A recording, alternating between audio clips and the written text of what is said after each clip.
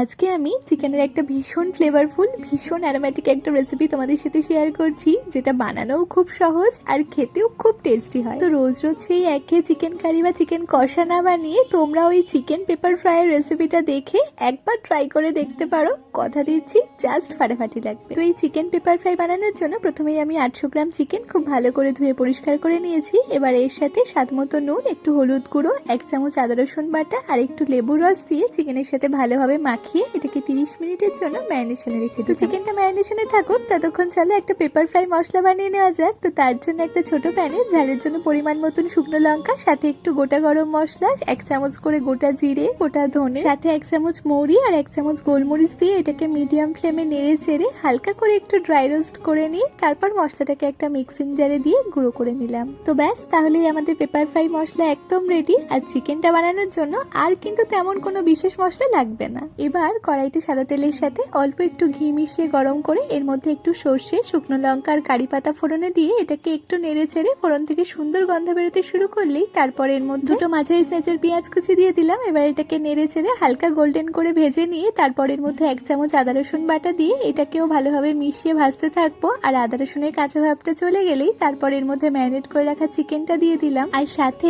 রঙের জন্য দিচ্ছি একটু কাশ্মীরি লঙ্কা গুঁড়ো আর দিচ্ছি স্বাদ মতো একটু নুন। তবে খেয়াল রাখবে ম্যারিনেশনের সময়ও কিন্তু একটু নুনের ব্যবহার করেছিলাম। তো এখন চিকেনটাকে প্রায় 5 থেকে 7 মিনিট ধরে হাই ফ্লেমে নেড়ে চেড়ে একটু ভাজা ভাজা মতন করে নেবো। আর তারপর এর মধ্যে বানিয়ে রাখা সমস্ত মশলাটাই দিয়ে দিলাম।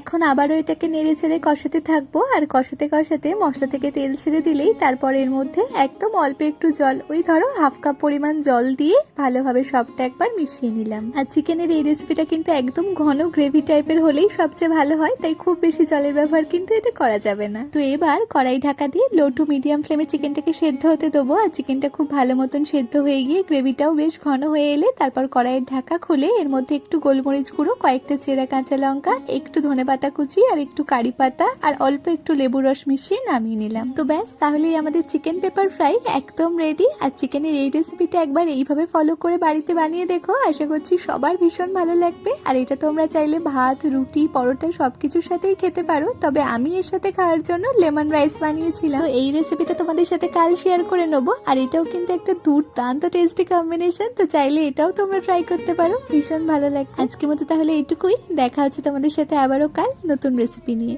টাটা।